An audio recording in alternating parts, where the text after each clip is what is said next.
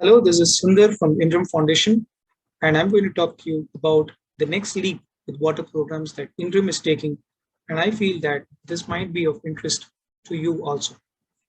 So, this next leap with water programs is something that INREM has been working on for many years, and now we really feel convinced that this is something that we would like to share with all of you.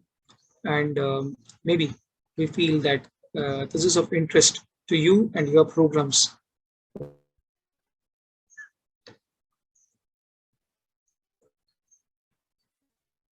First, let me come to the story of this woman who lives in Western Madhya Pradesh in Jhabua. Uh, Her situation is something that you might be familiar with. A very difficult life, sustaining a large family, a growing family, uh, subsistence and food coming from agriculture, water, which is a very basic need, quite difficult to maintain. And with climate change happening and so many uncertainties with water, weather, it's already very tough for her. And it's a big challenge for a person like her to be sustaining her family. But now, this becomes a double burden for her. The water being toxic, it spoils the same soil, it spoils the same food that goes to her family. And this child, with twisted bones, with disability, to be taken care of for the entire life. The large question is, do we have the right support system for her? When we plan our programs in water and health and livelihoods, are we planning the right support system for her? Is there something that we are really missing within our current water program, something really basic? And this is what I would like to share with you today. We feel that when we look at water today, we still see it in very basic terms. We look at quantity of water, securing water, making sure that water is there in adequate quantity. Yes, we look beyond what we see, but then it's still very limited.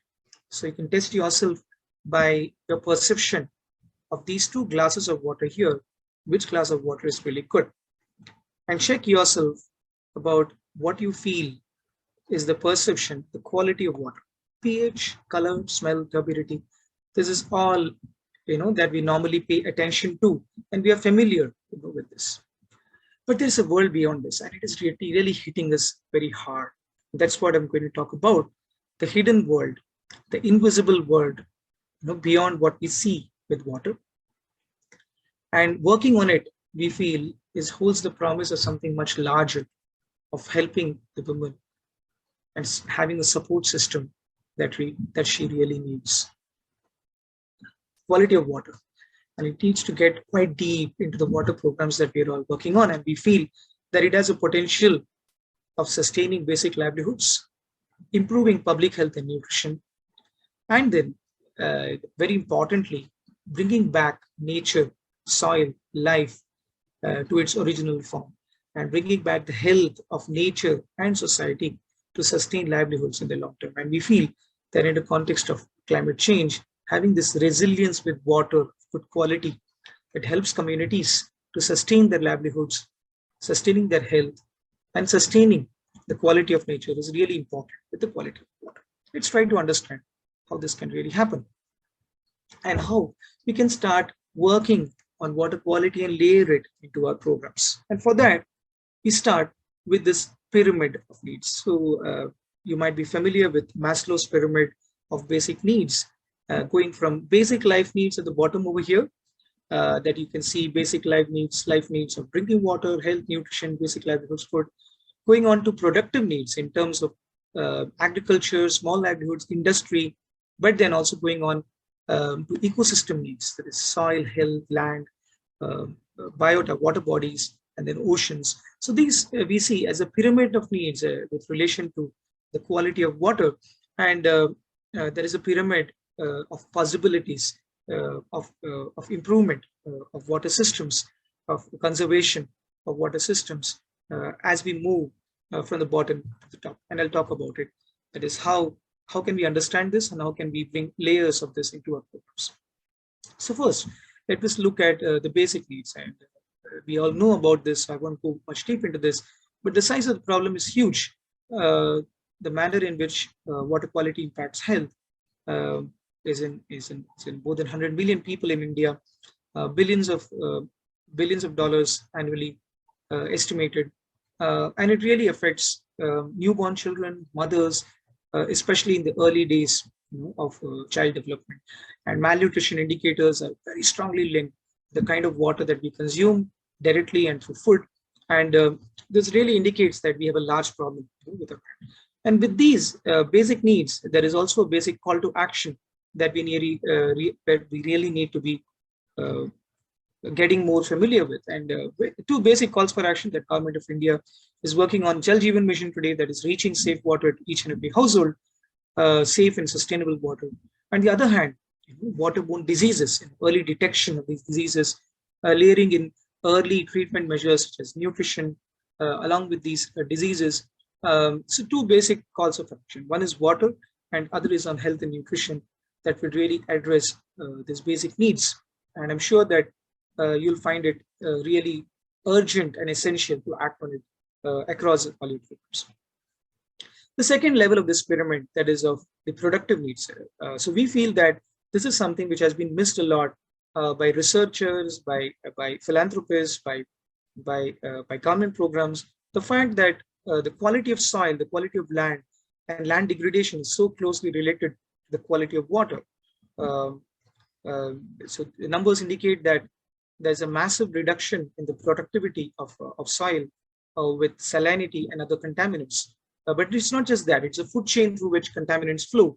So for example, arsenic is one example where rice and wheat have increasing amount of arsenic because of irrigation water. And the problem size is really, really huge because of the size of land which is covered, which I'll come to very soon. And it's a threat to farmers and to consumers. The call for action is definitely first knowing the size of the problem, knowing about the problem, that is testing for irrigation water currently, which almost doesn't happen, and coming up with irrigation water quality maps at different scales. So that's one level. But the other level is also adaptive strategies to crops, that is to food chain, where toxic contaminants enter into the food chain, and to look at products and food products across the food chain where water contaminants are really entering. So these are two specific calls for action in terms of productive needs, and to build resilience into systems where water quality really becomes very important. The third, and ecological needs, where I mentioned, I'll talk about 23 million hectares in India is exposed to soil degradation from water and soil salinity. And we estimate from fluoride, arsenic, just two contaminants covering 10 million hectares in India. And these are accumulating in the soil, degrading the quality of soil, and especially in the context of climate change, where the soil quality and the land quality is really important. We now have water quality which is degrading the land at such a big scale. But it's not just soil and land, but also the oceans, where each and every nutrient or contaminant that we contribute to water bodies going into rivers, going into oceans, it's a pollutants from fresh water getting into the oceans, where microplastics, then even heavy metals, nitrates, and a whole lot of contaminants, they're reducing the absorption capacity of carbon in the oceans, leading to a huge questions of planetary. So what we saw here is that ecological needs are really, really essential and important where water quality is concerned, and definitely specific calls for action here, that is looking for land protection policy from water contaminants, or water contaminants zones where the land is protected and soil health is maintained for this and the next generations, and also tracing source to sink contaminants right from where it's produced till the water bodies and oceans to save and preserve ecosystems from collapse. So we saw, across the pyramid of needs, there is a whole pyramid of possibilities, right from basic life needs to productive needs and ecosystem needs.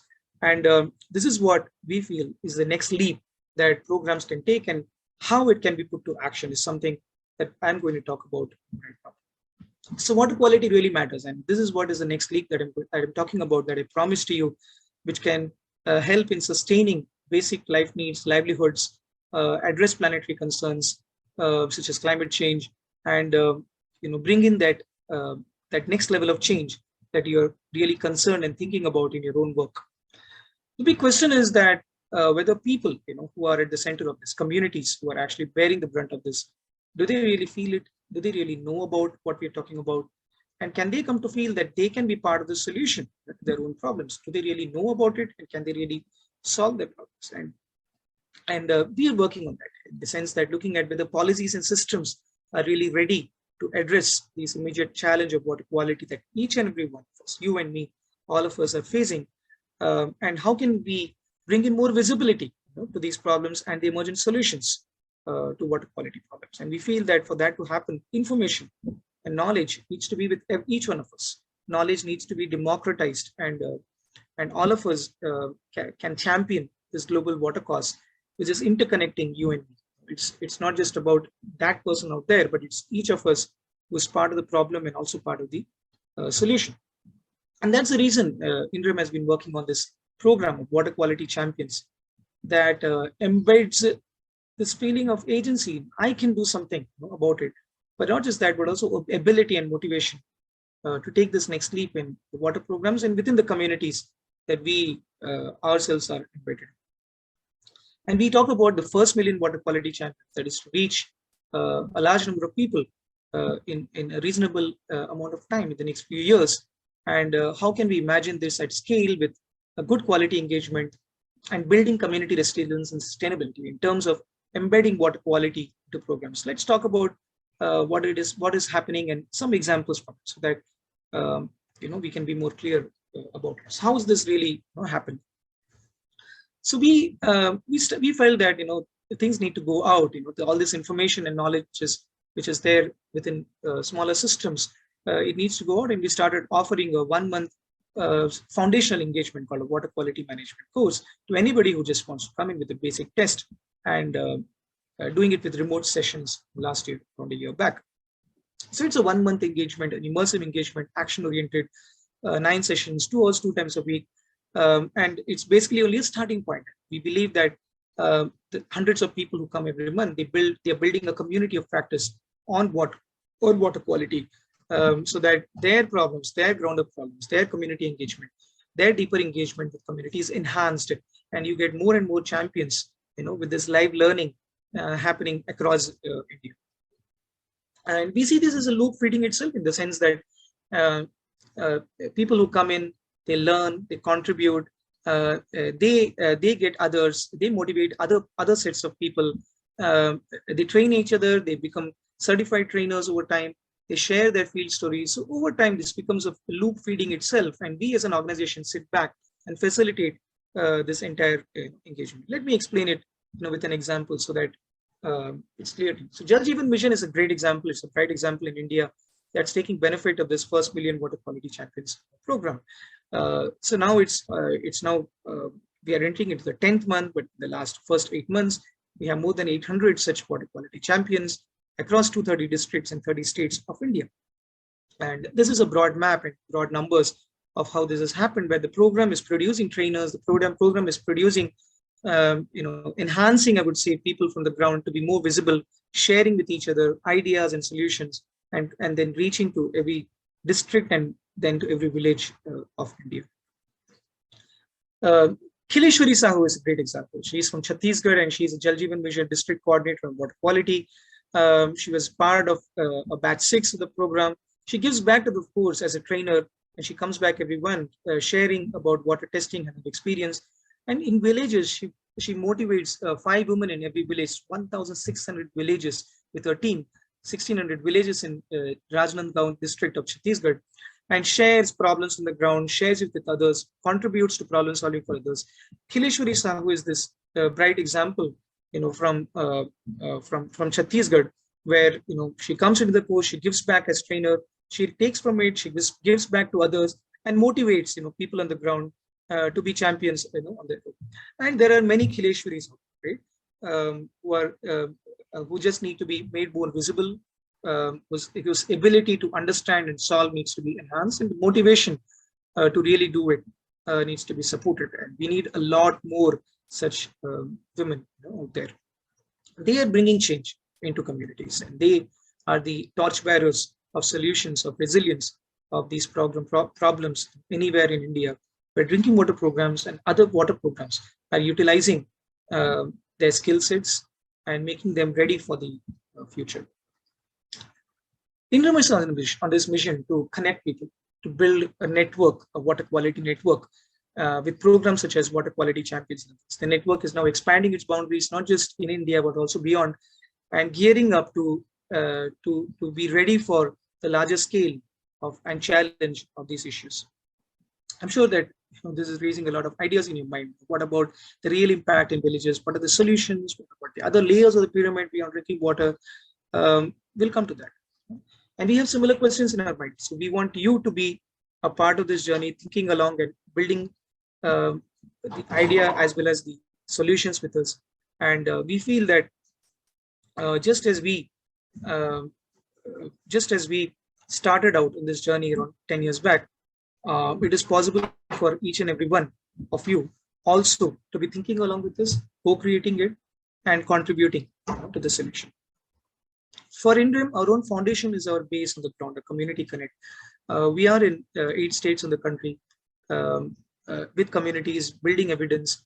Our early time in Jhabua, Madhya Pradesh in 2010, which is widened with our field programs in so many different states and brings in a lot of diversity into our work. And you can click on the story map here to know more about what we do. You can just go to inremfoundation.org and click on about to start exploring and then knowing more about what INREM does. How does our work on the ground contribute to these wider efforts across India with water quality champions, the first million water quality champions, and Jal Jeevan Mission and other programs.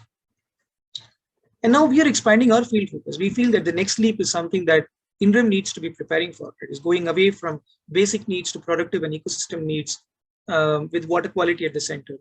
Our programs have been quite focused on drinking water problems such as fluoride, arsenic, drinking water, and it's well known.